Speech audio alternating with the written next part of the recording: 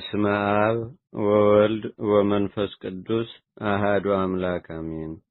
አንድ አምላክ በሚሆን በአብ በወልድ በመንፈስ ቅዱስ ስም በእውነት እናምናለን። ልመናውና አማላጅነቱ ለዘላለሙ በአገራችን በኢትዮጵያ በሕዝበ ክርስቲያን ሁሉ ላይ ለዘላለሙ አድሮ ይኑርና በሐምሌ 22 ቀን የሚነበብ የሚጸለይ የመላእክት አለቃ የቅዱስ ዑራኤል ድርሳን ይህ ነው። የቅዱስ ዑራኤል የድርሳን መጽሐፍ እነዚህን ቅዱሳን ክብራቸውን እንደተናገረ የአግባ ጽዮን በነገሰ በአምስተኛው ዓመተ መንግስቱ ደብረ ሊባኖስንና ደብረ ብስራትን ጎበኛቸው፣ አከበራቸውም። ከዚህ በኋላ የንጉሱ የይኩኖ አምላክ ልጅ አምደ ጽዮን ነገሰና የኢትዮጵያን ምድር ከጠረፍ እስከ ጠረፍ አንድ አድርጎ ገዛ። በዚያን ወራት ስሙ ያዕቆብ የተባለ ጳጳስ ወጣና ቅዱሳን መነኮሳት ከሆኑት ከአባ ተክለ ሃይማኖት ልጆች 12ቱን መርጦ በሸዋና በዳሞት ምድር 12 ክፍል ተከፍለው እንደ ክርስቶስ ሐዋርያት የወንጌልን ሕግ እንዲያስተምሩ አደረጋቸው። ስማቸውና ሀገረ ስብከታቸውም እንደሚከተለው ነው። የደብረ ሊባኖስና የግራሪያው አባ ፊልጶስ፣ የተጉለቱና የወረቡ አባ ኖሬዎስ፣ የመርሃቢቴውና የመንዙ የሰርማቱ መርቆሪዎስና የፈጠጋሩ ማቲያስ፣ የጽላልሹ ታዲዮስና የደዋሮው ተስፋ ሕፃን፣ የወንጁና የጎጎቱ የጉራጌውም አገር ዮስያስና የአናርት አገር ዮሴፍ፣ የዳሞቱ መድኃኒነ እግዚእና የወገጉ ሳሙኤል፣ የጊቤ ገብረ ክርስቶስ ናቸው። እነዚህም ቅዱሳን ሸዋንና ጉራጌን አንርትንና ዳሞትን ከ12 ተካዋርያት የክርስቶስን ሃይማኖትና የወንጌልን ቃል በንጉሱ በአምደ ጽዮን ዘመነ መንግስት አስተማሩ። የዚህም ንጉስ የስሙ ምልክት በቅዱስ ዑራኤል ድርሳን መጽሐፍ ተብሎ ተጽፎ ይገኛል። ከዚህ በኋላ ዳግማዊ ዳዊት ማለትም ሁለተኛው ስሙ ዳግማዊ ቆስጠንጢኖስ የተባለ ነዋየ ማርያም ነገሰ።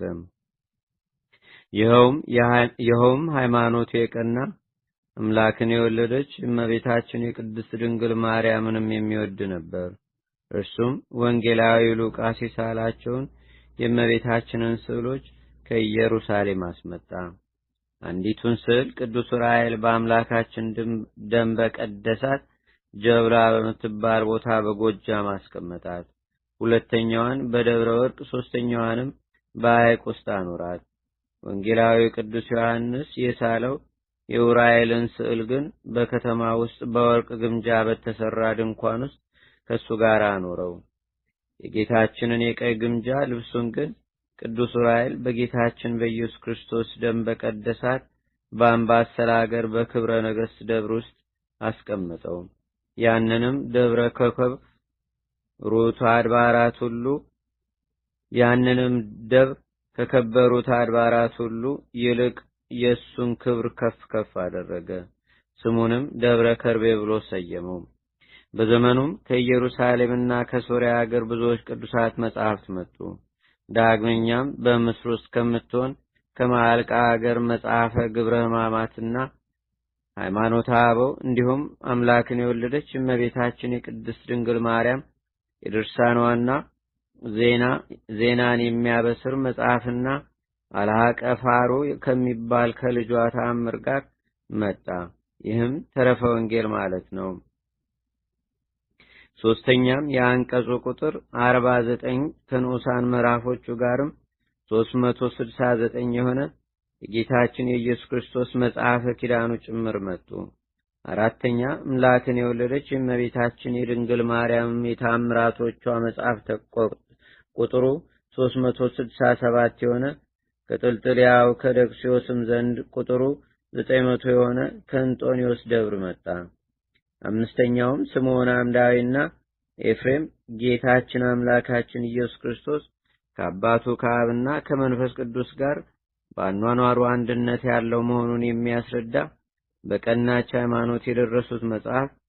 ስድስተኛም የአንቀጹ ቁጥር 344 የሆነ ኤፍሬም የደረሰው የምስጋናዋ መጽሐፍና የሳዊሮስ መጽሐፍ፣ የቂሳሪያዊ ባስሌዮስን መጽሐፍ፣ የያዕቆብ ዘስሩግና የያዕቆብ ዘንጽዊን መጽሐፍ፣ የእስክንድርያው አባ ጌርሎስና የአንጾኪያው አባ ዘካርያስ አምላክን ስለወለደች ስለ እመቤታችን ቅድስት ስለ ድንግል ማርያምም በነፍስ በሥጋ ድንግል መሆኗን የሚያስረዳና ስለ ቀናች ሃይማኖት እንደ ኤፍሬም የደረሱት ሰባተኛም የአምላክን እናት በዓል እንደ ልጇ በዓል እንደሚከበርበትንና የዕለተ ሰንበትን የክብሯን ሁኔታ የሚያስረዳውን መጽሐፍ ከመጽሐፍት ሁሉ በላይ አድርጎ በደብረ ከርቤ ውስጥ አስቀመጣቸው። ይህ ንጉሥ ኢትዮጵያንና ግብፅን ከኢየሩሳሌም ጋር አንድ አድርጎ ገዝቷቸዋል። በዚያን ዘመን ከሱ ጋር የነበሩ ቅዱሳን ሁለተኛ ስሙ ሰላማ ተብሎ የተሰየመ ጳጳስ አባ ፊቅጦርና የወገጉ አባ ሳሙኤል፣ ሶስተኛም የዋልድባው አባ ሳሙኤል፣ አራተኛ የሸግላውና የዋልድባው አባ ጊዮርጊስ ናቸው።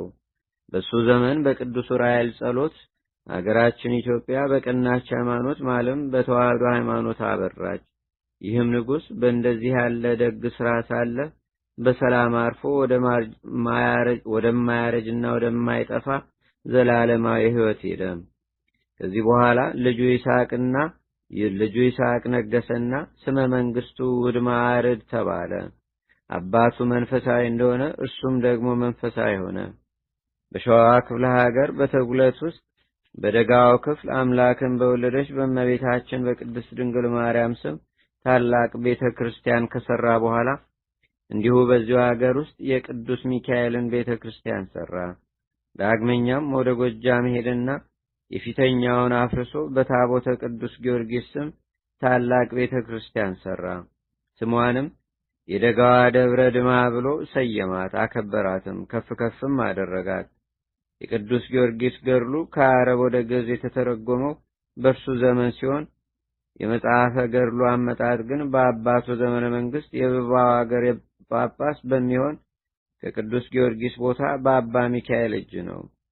የመላእክት አለቃ በሚሆን በቅዱስ ዑራኤል የድርሳን መጽሐፍም ውስጥ የስሙ ምልክት ይህ ተብሎ የተጻፈው ቃል ተፈጸመ። ይህም ንጉሥ በሰላም አረፈና ወደ ሰማያዊ የሕይወት ሀገር ገባ። ከዚህ በኋላ ወንድሙ እንድርያስ ነገሰ። ስመ መንግስቱም የቀናች ሃይማኖትን በማደሱ ሁለተኛው ስሙ ቴዎዶሲዮስ፣ ሶስተኛም ስመ መንግስቱ ውድማ አርድ የተባለ። ይህም ንጉሥ 40 ዘመን በሰላም ነገሰ።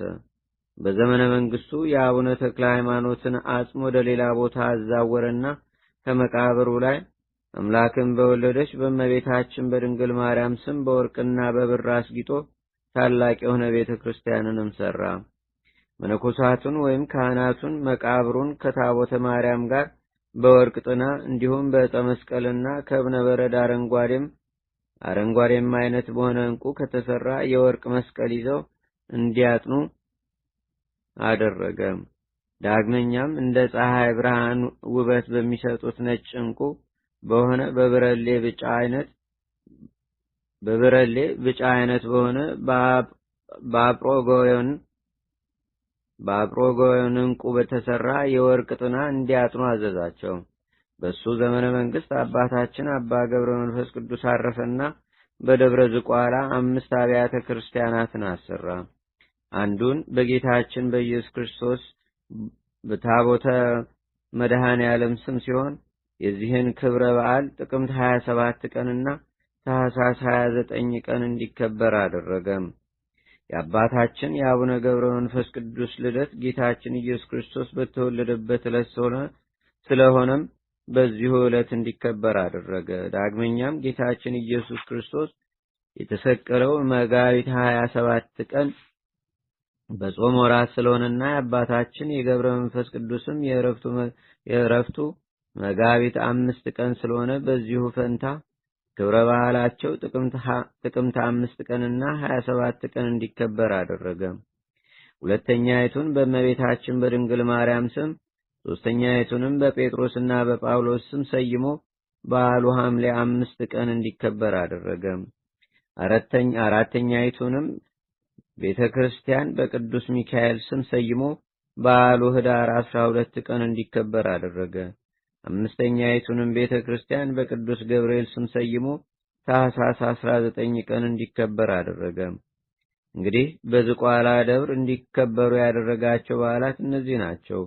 ዳግመኛም ቅዱስ ዑራኤል ደብረ ዝቋላን በጌታችን በኢየሱስ ክርስቶስ ደም የባረካት መጋቢት 27 ቀን ሲሆን የበዓሉ አከባበር ለምን ተዛወረ የሚሉ ቢኖሩ ይህ የሆነበት ምክንያት በዓሉ በጾም ወራት ስለዋለ ነው። የክርስቶስ የጾም ወራት የሐዘን የጸሎትና የቀኖና ጊዜ ስለሆነም ልዩ ልዩ ምግቦችን አብዝቶ መመገብና በብዙ መደሰትም ስለማይገባ ነው።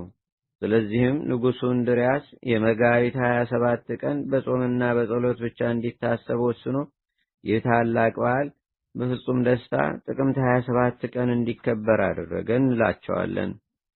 የደብረ ዝቋላ ቤተ ክርስቲያን በተባረከች ጊዜ ጌታችን ኢየሱስ ክርስቶስ ከእናቱና ከቅዱሳን መላእክቶቹ ጋር ተገለጸ። ነውር ነቀፋ የሌለበትን መሥዋዕትንም ጌታችን ተቀበለ። ንጉሡ እንድርያስም በተመረጡ በካህናት እጅ ሥጋውን ደሙን ተቀበለ። በቅዱስ ዑራኤል የድርሳን መጽሐፍ ውስጥ የስሙ ምልክት ይነግሳል ተብሎ የተናገረው ቃልም ተፈጸመ።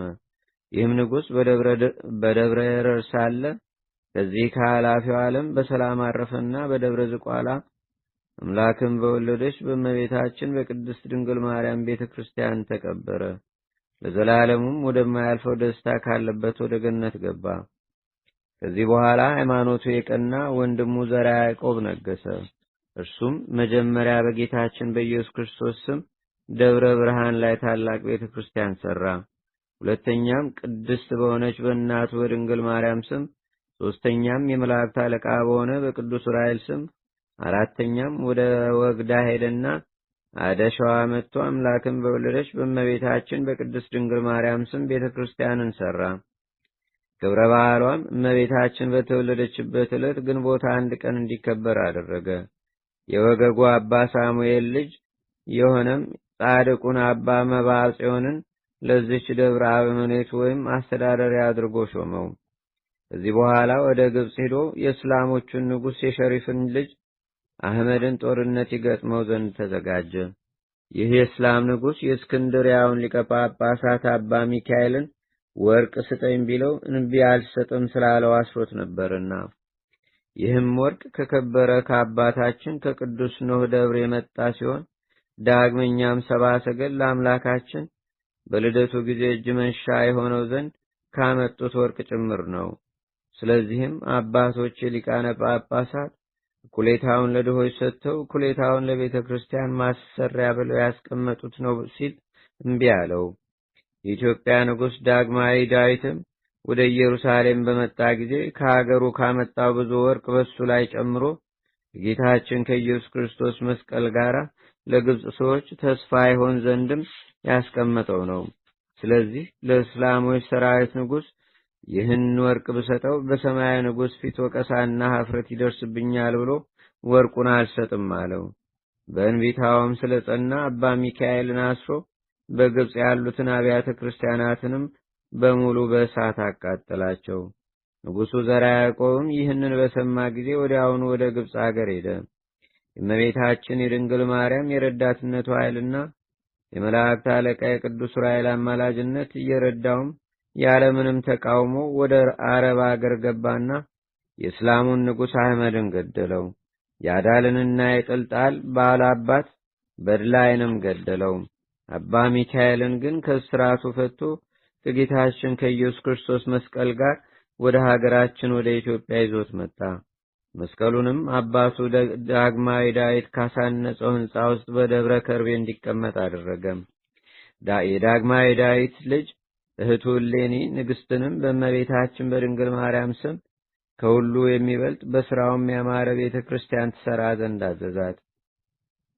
እርሷም ከፊተኛው የሚበልጥ በወርቅና በብር አስጊጣ ሠራቻት። የዚችው ቤተ ክርስቲያንም ሥርዓተ ቅዳሴ ቤቷ በተፈጸመ ጊዜ ጌታችንና አምላካችን መድኃኒታችን ኢየሱስ ክርስቶስ ተገለጸላቸውና በቀራንዮ በተሰቀልኩ ጊዜ ዑራኤል ከጎኔ የፈሰሰውን ደሜን ቀርቶ ይህችን ደብር ሁለንተናዋን ቀድሷታል። ስለዚህ ለጌትነቴ ምስጋና ማደሪያ ትሆን ዘንድ ባርኪያታለሁ፣ ቀድሻታለሁም። አሁንም ምስጢረ መለኮቴ እንደተገለጸበት እንደ ደብረ ታቦርና እንደተሰቀልኩበት እንደ ቀራንዮ አደባባይ እንዲሁም ንጹሕ የሆነ ከስጋዋ ስጋ ሥጋን ነስቼ ሰው እንደመሆኔ እንደ እናቴ አገር እንደ ኢየሩሳሌም ርስት አድርጌያታለሁ ሲል ነገራቸው። ማንኛውም ከሩቁም ሆነ ከቅርብ መጥቶ በክብረ በዓሏ ላይ የተገኘ ሰው ከመካነ መቃብሬ ዘንድ ኢየሩሳሌምም እንደሄደ ይቆጠርለታል። ዳግመኛም አባቱ ዳግማዊ ዳዊትና ዘርዓ ያዕቆብ ከእህቱ ጋር ባሰሯት በዚህች በእናቴ ቤተ ክርስቲያን ውስጥ ሥጋዬንና ደሜን የተቀበለውን ከኃጢአት ሞት አድነዋለሁ። ዳግመኛም የሲኦልን ባሕር አሻግሬ ጽድቅና ሕይወት ደስታም ካለበት ገነት ውስጥ አኖረዋለሁ። ይህም የጌታችንና የአምላካችን የመድኃኒታችን የኢየሱስ ክርስቶስ ቃል ኪዳን የማይታበል መሆኑን ሊቃነ ጳጳሳቱ አባ ሚካኤልና አባ ገብርኤል በጽኑ መሐላ አረጋግጠዋል። ከዚህ በኋላ በተጉለት ውስጥ በእመቤታችን በቅድስት ድንግል ማርያም ስም 2 ቤተ ክርስቲያን ሠራና አንደኛዋን በአትሪብ አገር የእስላም ንጉሥ ባቃጠላት በደብረ ምጥማቅ አምሳል ደብረ መጥማቅ ብሎ ሰየማት። ዳግመኛም በሞረት ውስጥ ቅዱስ በሚሆን በአባ ዜና ማርቆስ መቃብር ላይ ይህችውም ደብረ ብስራት ተብላ የምትጠራው ከደይ ተራራ በታች የምትሆን 2 ቤተ ክርስቲያን ሠራ። እንዲሁም በግራዋና በቀኟ 2 ቤተ ክርስቲያን ሰርቶ አንደኛዋን ሰይፍ አጥራ ብሎ ሰየማት። የሕንፃዋን ሥራ በጀመረ ጊዜ እሳታውያን የመላእክት ሰራዊት ካለቃቸው ከቅዱስ ዑራኤልና ከመቤታችን ከቅድስት ድንግል ማርያም ጋር ለምለሞች የሆኑ የእሳት ሰይፎችን ይዘው እንደ እሳት በሚቃጠል ክንፋቸው አጥር ሆነው ከበዋት አይቷቸዋልና። ሁለተኛዋንም ቤተ ክርስቲያን የተመረጠች ዕዳ አጥራ ብሎ ሰየማት። ከዚያም ወደ ዳሞት አገር ሄደና የምታምር ደብረ እንስላል የምትባል ቤተ ክርስቲያን ሠራና ዳግሚት ደብረ ምጥማቅ ደብረ ሰንዳፋ ብሎ ሰየማት። ከዚህም በኋላ ተመልሶ ወደ ባሕረ ጣና ደሴት ሄደና 2ቱ ነገሥታት አብርሃና አጽዋ የሠሯቸውን ቤተ ክርስቲያኖች ሕንጻቸውንም አደሰ። ይህም ዘርዓ ያዕቆብ ከጻድቁ ከአባ በትረ ማርያም ጸሎት ከሚያደርስበትም ቦታ ላይ አምላክን የወለደች በእመቤታችን በድንግል ማርያም በታቦተ ኪዳነ ምሕረት ስም አዲስ ቤተ ክርስቲያን ሠራ።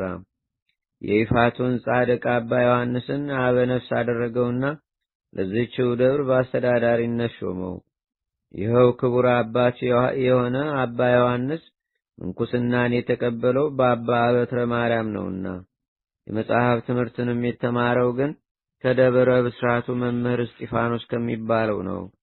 የምንኩስናውም ስነ ስርዓት የተፈጸመለት በደብረ ብስራቱ በአባ በትረ ማርያም እጅ ሲሆን ያደገው ግን ዊፋት በደንስና በየሽ ገዳም ውስጥ ነው። ንጉሡ ዘርዓ ያዕቆብም በሰላም ይቀበርባት ዘንድ በባሕረ ጣና ደሴት ባሰራት በታቦተ ኪዳነ ምሕረት ቤተ ክርስቲያን ውስጥ የመቃብሩን ቦታ አዘጋጀ። ጌታችንና ከአምላካችን ከመድኃኒታችን ከኢየሱስ ክርስቶስ ዋጋ የሚያገኝባት ዘንድ ተስፋ አድርጓልና ነፍሱም ከመቤታችን ከድንግል ማርያም ጋር በጽርሐ ጽዮን በጽርሐ አርያም ነግሳ ትኖር ዘንድ እምነት አለውና እንዳሰበም አደረገና በሰላም አርፎ በዚህች በታቦተ ኪዳነ ምሕረት ቤተ ክርስቲያን ውስጥ ተቀበረ። ለዘላለሙም ወደማያልፈው ደስታ ካለበት ገነት ውስጥ ገባ። በቅዱስ ዑራኤል መጽሐፍ ወይም ድርሳን ዘይነግሳል ብሎ የተናገረው ቃል እንሆ ተፈጸመ። ከዚህ በኋላ ልጁ በእደ ማርያም ነገሰና የመላእክት አለቃ ቅዱስ ዑራኤል ከጌታችን ከኢየሱስ ክርስቶስ ጎን ደም ቀርቶ ከረጫት በወንዝ ውስጥ አምላክን በወለደች በእመቤታችን በቅድስት ድንግል ማርያም ስም ቤተ ክርስቲያንን ሠራ። የጌታችንና የአምላካችን የመድኃኒታችን የኢየሱስ ክርስቶስን ደም ስለ ረጭም ፈንታ ለዚሁ መልአክ ለዑራኤል ለበዓሉ መታሰቢያ አስራት ይሆን ዘንድ ለዚችው ደብር 44 ርስተ ጉልት ሰጠ። የደብሯንም ስም ምሳለ ማርያም ብሎ ሰየማት። ከብዙ ዘመንም በኋላ ይህ ንጉሥ በሰላም አረፈና ለዘላለም ወደማያልፈው ወደ ሕይወት አገር ገባ። በቅዱስ ዑራኤል የድርሳኑ መጽሐፍ በይነግሳል ተብሎ የተጻፈውም ቃል በዚህ ተፈጸመ። ከዚህ በኋላ ልጁ እስክንድር ነገሰና በሽምብራ ኩሪያይ አምላክን በወለደች በእመቤታችን በቅድስት ድንግል ማርያም ስም ቤተ ክርስቲያን ሰርቶ ስሟን ደብረ ቁስቋም ብሎ ሰየማት። በእርሱ ዘመን የቀናች ሃይማኖት ጉባኤ የተደረገና የቅድስት ቤተክርስቲያን የሥነ ሥርዓት ሕጎቿ ሁሉ ተወሰኑ። በ81 የመጽሐፍት ትርጓሜ ሁሉ ስምምነትም ደረሰ። በካህኑ በቅዱስ ያሬድ በተደረሰው ዜማና በቅኔ ማገባብ ሁሉ ከቅዱሳን መነኮሳት ጋር ስምምነትን ተደረገ።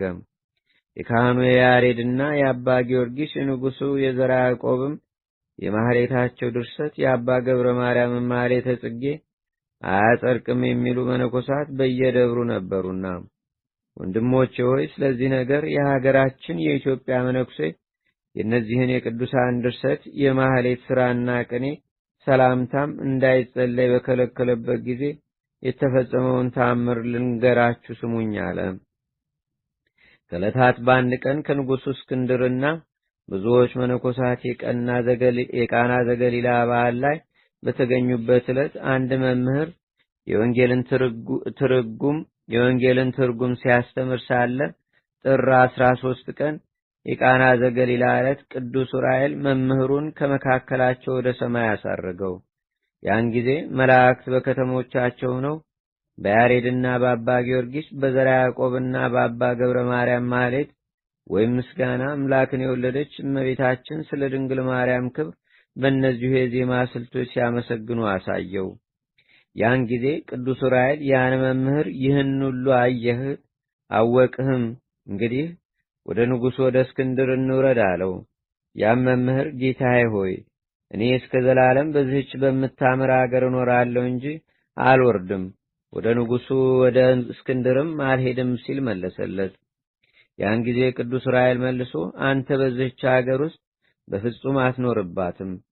የሚኖሩባት መምህራን የሆኑ መነኮሳት አባ ጊዮርጊስና የደብረ ሀጊታው አባ ገብረ ማርያም እንዲሁም የንጉሡ የበዕደ ማርያምና የብልጅ ልጅ በጸሎቱ ከሞተች በኋላ ያስነሳት የምስአለ ማርያምና የደብረ ወርቅ መምህር የሆነ አባ ሰርጸ ጴጥሮስ ናቸው አለው። ያን ጊዜ አስተማሪው እኔም እንደ ቅዱሳን እሆናለሁ አለ። ነገር ግን የዜማን ትምህርት እንደነርሱ አላውቅም፣ ማን ያስተምረኛል? ዜማ እንዳልማርም አርጅቻለሁና እድሜም 72 ዓመት ሆኗል አለ።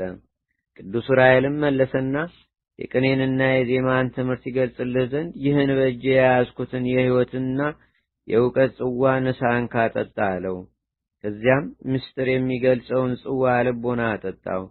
ለእስክንድርም እንደዚሁ ይጠጣ ዘንድ ስጠው አለውና ያንን መምህር በቃና ዘገሊላ በጉባኤ መካከል ከሰማይ አውርዶ ከንጉሡ ከእስክንድር ዘንድ አደረሰው።